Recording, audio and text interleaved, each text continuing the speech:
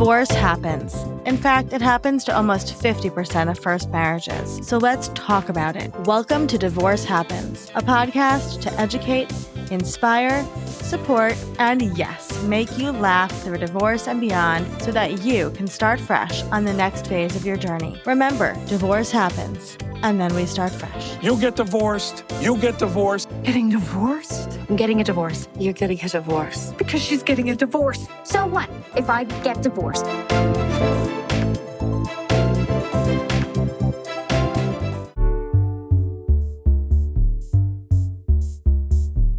Hello, hello, hello. Welcome back to Divorce Happens, the show where we support you before, during, and after divorce with education, inspiration, and a little bit of laughter. Because as we know, divorce happens and then you start fresh. We're here with somebody I'm so excited to chat with today who's been in the divorce industry a long time. I'm sure anybody listening here has seen her on TikTok and Instagram and all the places. Right. Samantha, do you go by Sam or Samantha? Sam is fine after intros, absolutely, every time. Okay. Sam, can you introduce yourself to the audience? Yes, my name is Sam Boss. I had started this business years ago because I went through a really crappy divorce. I was a teacher at the time, and I'd only been married for 4 years. And I started slowly helping people with their divorce as my divorce kind of went into this big, huge event. And back in the day in the early 2000s, you didn't talk about divorce back then. You were ashamed of it and stuff. So I was going through a really hard divorce, high conflict, and I started helping my friends who were starting to fill out paperwork. I'm like, oh, don't do that. Oh, do this. And I got a knack for it because I did everything the wrong way the first time through. And so my first bit of education came from my own divorce. And then when I met my unicorn husband now, he was like, you really should just quit teaching and help these people that keep asking you for advice. And I'm like, you are crazy. And then it just slowly, I took a chance on him and he said, just take a class and see if you love it. And I loved it. And then I just started helping people. And it started out, I was a mediator. And so I was helping people that were coming to me that were amicable. And I just didn't feel like it was my thing. I knew high conflict. I knew drama. I knew the dramatics. I knew the hate that can be behind things. And so that's when I kind of switched gears into helping people just one-on-one navigate a high conflict divorce. And that's when I wake up every day being so blessed that I love what I do. I get to kind of right the wrong in my own life and be the person that I wish I would have had going through my divorce and coaching them and strategizing with them and helping them see perspective and just overall, hey, I know you don't know kids yet because your kid is so young, but here's what they grow up to be like. Here's what you wish you should have had. And so I just created a business out of my own, dramatic event, got an education behind it. But I think my experience speaks volumes I've been doing this for 10 years and I love it. So I'm basically a strategist in divorce that are high conflict. And I love to write parenting plans for people because that is the one thing that my divorce ended with, a 4-page parenting plan, which kept me in court for years to come after that because it just didn't do us justice. Yeah. The work is so important. I wish I had had a divorce coach. I say this all the time. It's the first stop when people come to me. I send them to divorce coaches. Yep. You just, I think we both are steeped in divorce all day. We talk to people all day. And I still come back to the question of when I talk to a woman who's going through considering divorce, the question is always, how do I do it? Right? How do I get started? And it's so confusing. Nobody teaches you this, but I also have an education background. So I think there's a pipeline there. So. Yes. And I did too. And I think that's where education's the first piece. And I remember like it was yesterday, I spent 6 weeks before I said divorce navigating that conversation. But that's all the further I took. The thought process was just, how do I tell him that I want a divorce? And I know it sounds dumb with what I do now, but that's all I thought about was like, okay, do I tell him at the kitchen table? Do I tell him once the kids go to bed? Do I tell him on a Friday?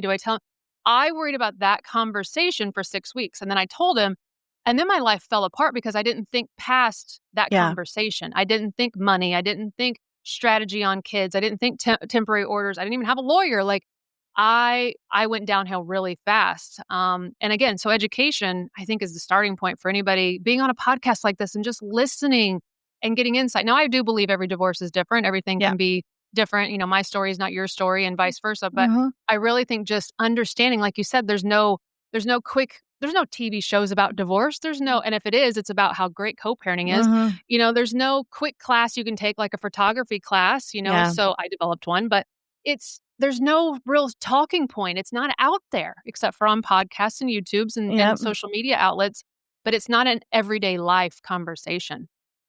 So true, which is why somebody like you coming up on TikTok, right, and getting the audience and the community that you've built there probably has been life-changing for so many people, I would assume. I hear it. I mean, literally, I was just on a consultation right before this, and she's like, and I had two of them today, and they both ended the same way. They said, keep doing what you're doing. You were the first face that I saw years ago talking about divorce. And there's a lot more people out there now. But years ago, when I started talking about it, even my own parents were like, what are you doing going on social media talking about divorce? And I'm like, Yeah. somebody's got to start this conversation. Like, it's Yep. all happening. Why not educate and talk about it and make it more practical Yeah. for people to not feel so alone and do that? So that's really how it started. I love it so much. So Mhm. you went through your own divorce a while ago, and you learned a lot, I would assume, that you take into the work you do with clients. So, Sam, what are like 3 of the things that you really took away as learnings from your divorce? I'm gonna try not to cry during all of this because I'm gonna go personal. But I think that and it just everything is for a reason. And today, the 2 clients I had right before this, we all had the same kind of story. And it's first and foremost, number one, you are not the divorce, and you are not a reflection on your ex.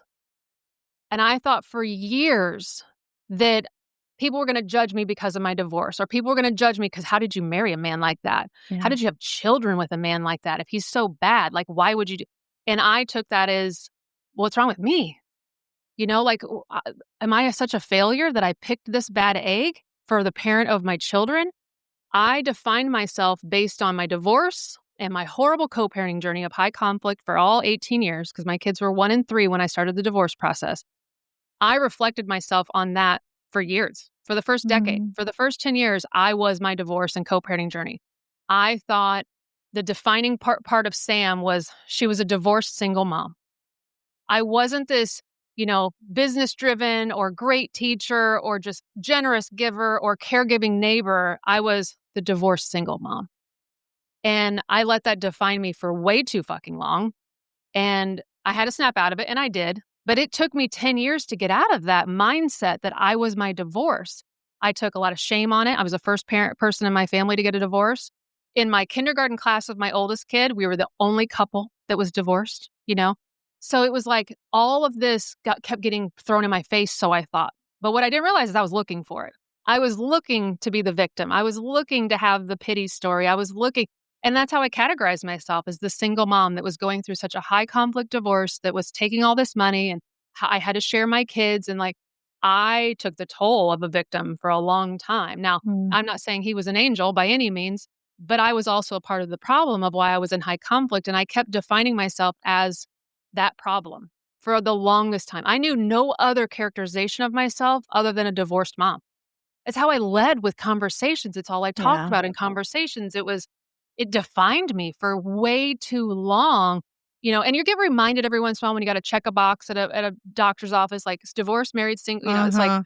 oh, divorce, like, Mhm. and then it would come back up again. But I held on to that blame and shame of the divorce. I let it spew on for too long, way Yeah. too long. That would be the first lesson. And I think that's a really important lesson for a lot of people listening to this, because we define ourselves as mom always first, right? And then Mhm. it's like our marital status. And then you get looped into all these boxes, like you said. Yeah, okay. That's a very important lesson. If you're listening to this, go rewind that and listen to that again, and then stop Yes. introducing yourself as a divorced single mom. Yes, absolutely. I think so. Lesson number 2, and I coach about this too, is just really accepting who you have as a co-parent. Like, I spent, again, the first decade trying to act like I wasn't in a high conflict co-parenting journey. And here I was promoting somebody that was not good, was not a healthy person for my kids. I'm there sitting and saying, like, Dad loves you. Dad enjoys the time with you. You're going to have so much fun. Oh my gosh, it's great. And I was talking in high pitched dog tones. And I was promoting somebody that I knew to the core wasn't a good fit and wasn't a good parent, but I felt guilt and shame again. So that kept popping up. So I didn't have radical acceptance to, I don't have a good co parenting relationship. But I tried to create one for 10 years. And man, I was met with resistance every step of the way. He did not want to work with me. He did not want to be a co parent with me. But here I was bending myself like Gumby to try to make it appear as I wasn't the problem and that we had this great co-parenting relationship. When in reality, it was toxic and it was horrible for my little children. And it was volatile in the community. And it was just, everybody was like, ooh, Sam and him are in the same room. Like, oh, this is going to be cringe because she's going to be pukey nice and he's going to be a dick to her and it's going to be awkward for everybody. I didn't face reality that I had a bad situation. I was blind to it and just held on to it for too long. And I know that kind of contradicts what I said in the first one, but my outward reality to people was that I was the single mom. But look at me. I'm a great co-parent, though. I'm including him. I'm standing by him. I'm word vomiting that he's a great person, and I'm going out of my way. When in reality, he hated my guts. Yeah. And so my kids were utterly confused of why is mom so nice and talks about him so well, and then he talks about her like she's the devil and she's crazy. Right. We're confused. Yeah. So my kids spent the first 10 years of their life utterly confused with what was going on because over here it was cordial and nice and word vomity, polite. And then over here it was like, she's the devil, she's evil, she's horrible, she's toxic. And my kids are part of my business now. They're 21 and 19. So they go back and they reflect about, Mom, we did not like that version of you where you were faking it. We knew you were faking it. We knew you were scared of him. We knew you weren't comfortable, but you were pretending to be something you were not. Right.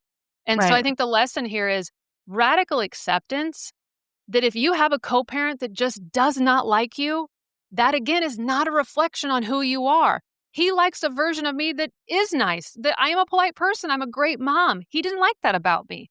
And no matter what I did, I was never going to talk him into or outdo him into liking me. I needed to accept that and quit wasting the time on trying to make, a hemorrhage bleed into this Band-Aid fix. Yeah. It wasn't going to work, but I lost a lot of years and a lot of time, and I screwed with my kids' heads by acting like something cordial was going on when it was not.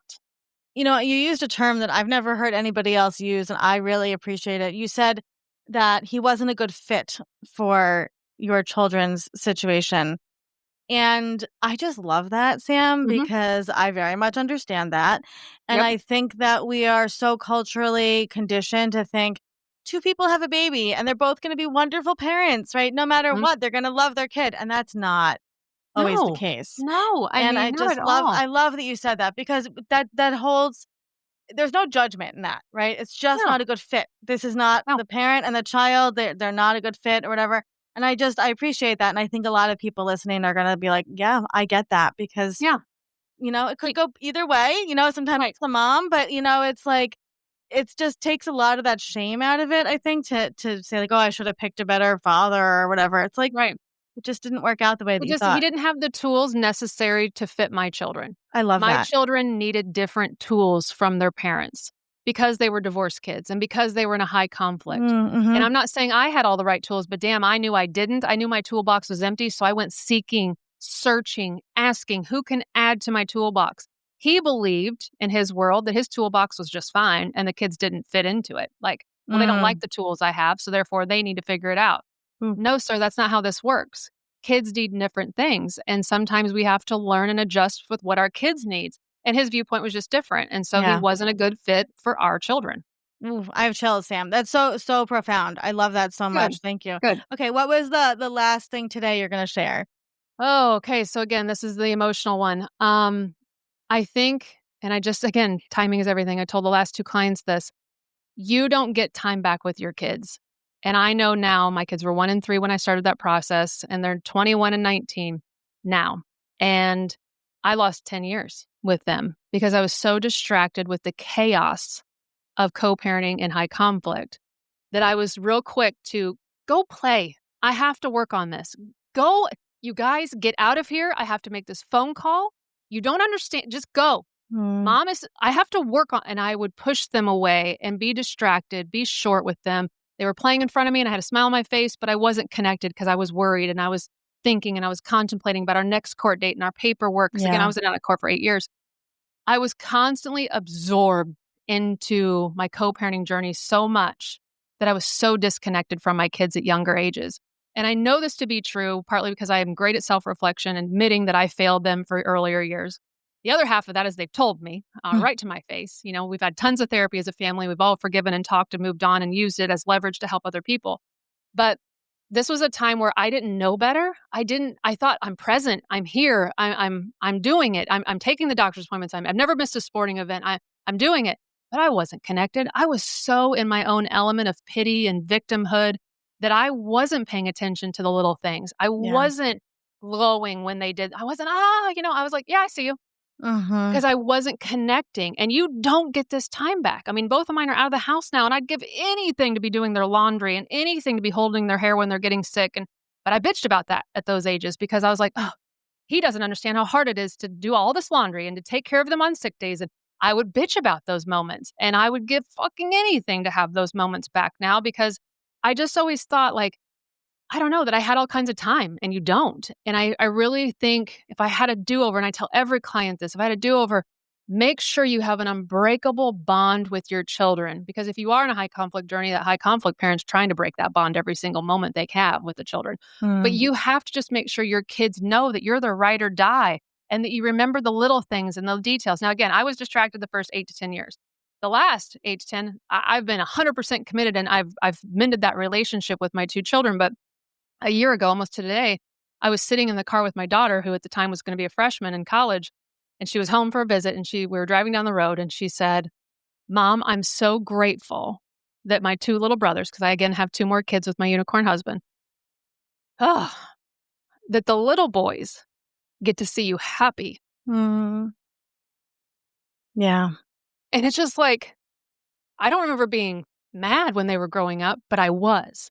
I was walking around so angry and so upset and so guilty and so just that I wasn't happy. She sees me now with these 2 little boys, and I'm snuggly and I'm kissy and I'm Yeah. patient. And when, like, for example, if something loud happens in the house, she's like looking at me, and I'm like, it happens. They're kids. She's like, oh, it happened. You were Yeah. on eggshells when we were a kid. Yeah. And it's all because I was emotionally dysregulated. I didn't even know what the hell that word was when I was raising them, Yeah. and I now know through all the tools that Yep. I've gathered over the years that I have to be calm for them to have a good child life, Yeah. Yeah. and to have a good time.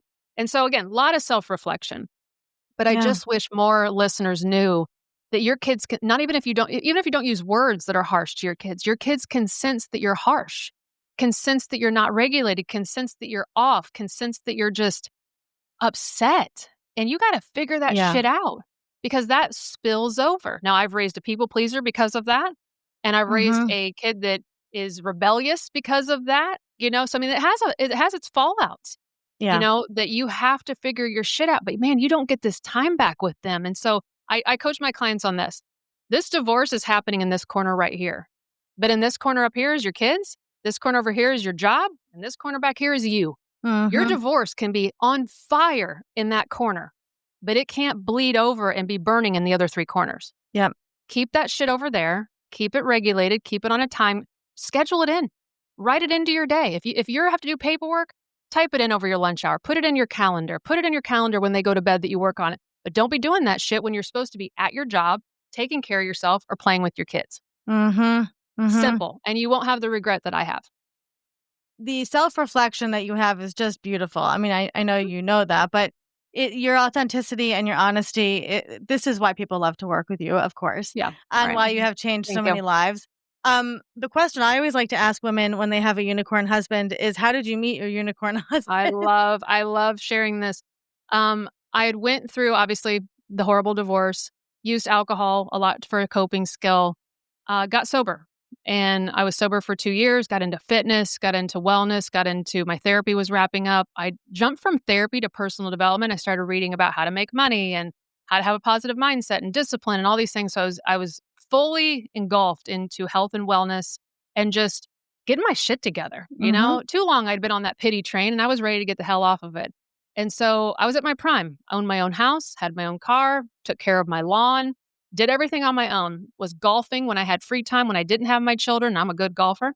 And I went to a wedding reception and there he was. And he's 5 years younger. I thought it'd be kind of just a little flingy thing. And then he didn't want to leave because he said, watching you kill it in life, you didn't need shit from me. And you were an amazing single mom that had her shit together. Now, he didn't see the train wreck years before that. But he saw the heightened version of me. So I met him because I was at my best, taking care of myself, not looking for anybody to come fix, help, assist, financially provide, nothing. Yeah. He walked in. And Yeah. he was at the same point in his life too, where he was living life, living large, doing what he wanted as a single man. And he was like, I don't need nothing from you. You don't need nothing from me. Let's see how this goes. I was like, the 5-year span, let's see. And I'm hook, line, and sinker. I mean, he's the perfect fit for me. Mm. But we met when we both had our shit together. Yeah. We weren't in need of anything. Right. So I met him at a wedding reception, and the rest is history. You could just enjoy each other. Exactly. It's just like we literally came together and life heightened. Life was good for both of us, but together it just got That's how it should be, unstoppable. right? That's how it should be. Otherwise, you were good single. Yeah. I was good. And I had consciously made that decision that, okay, I lost a lot of years not focused on myself and my children. I'm not going to distract myself with any other shit that comes into play, Yep. And so I was hesitant when I first met him because I'm like, hey, I've done the distraction before. Like, this isn't good. Mm-hmm. But he just elevated it, Love that. and the kids, like, I mean, he's 6'5", 270. The kids were like, he's like a jungle gym to hang on back then. So, I love and he was willing to be okay with the shitstorm that I was in with my ex. He was like, that's your life. And I let him form his own opinion of my ex. So I didn't come in and say, oh, I'm the victim. I said, however you meet him is how you meet him, and how it falls between the two of you. And I never asked him to jump in and be my rescuer, defender, or anything like that, which was less pressure for my husband to just, meet him where he was at and what he got out of it. Right. It was a different relationship. Such wise words. Amazing, Sam. Before we let you go, what do you do with clients? How can people get in touch with you to work with you? So like I said, I love to just strategize with clients. Like that's what I've done this morning with other clients. They jump on, talk for 45 minutes and just really tell me about their case. And I give them perspective to think about. I really love helping people with their parenting plans because, again, that was my demise. I thought I got my parenting plan that day after being in court for 8 days. I was like, yes, like I finally have a parenting plan. And then less than 60 days later, I went to use it. And I'm like, wait a second, this isn't in here. Like, this must be a mistake. Like, this would be a common sense thing that should be listed because they have to know after 8 days of court and 43 witnesses that we are not going to come together and figure this out. Why did they not put this in here? Oh, so that we would have to call the lawyers back and get everybody reinvested into our case because we were a high profile money throwing at it case, right? Yeah. And so I really love helping people in the kind of situations that I'm in, even cordial situations. Let's be honest, folks. It can go south with a new significant other. It can go south when someone loses a job, gets a job, gets into drugs or alcohol. It can go south. Even the most cordial, friendliest, your neighbors as single co-parents. It can go south. Your parenting plan is there for guidelines for those shitty seasons. And so I like to customize parenting plans for people specifically with their jobs, with their kids, with their needs, with finances, all of it, just to make sure that my whole goal is it's diapers to diploma and we don't have to come back 16,000 times and spend 16,000 more dollars and waste and be in that emotional distress to where that impacts our children. Amazing. I want people to stay out of the courtroom to where they can just focus on the relationship with their kids, their four corners of life, and just move on. Just move on. What a novel idea. Yeah, I love it. I love it. Right. If somebody's listening to this and they are going through a divorce or considering a divorce, what would be some words of wisdom that you could leave them with today? Oh, goodness. Education, education, education. But secondly, sometimes we have to take our hat off and put our ex's hat on so we can really clearly see, like, why is this not working? Why are they not wanting to work with me? And it really open your eyes to going, oh, wow, they think this, or they have a delusion, or they don't have the tools, or they're so hurt that this is incapable. And I think there's a lot of people out there that try to just keep batting at it and batting at it and batting at it. And you're wasting all that money when sometimes you do just have to go to court to end the bleeding, to end the financial loss. But again, there's a lot of shame and guilt attached to that and fear. And so that keeps us spending more money with lawyers because we're so scared of court. And that's where I can come in and talk you off that scared ledge and just, let's get this done so we can move on and heal and start working on our relationship with ourselves and our kids. Yes. Love it so much. Sam, thank you so much for being here and taking the time and just your authenticity and honesty to share your story and use it to help other people is what we're all about. And I just appreciate you and all the work that you've done for the past 10 years to support people. And I can't wait to see what the next 10 years brings. So thank you. Well, thank you so much. Thank you so much.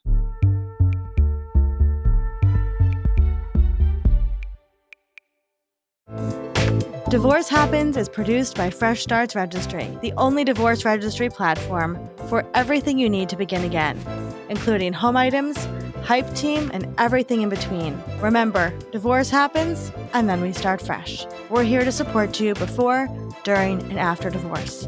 Head to freshstartsregistry.com for more info.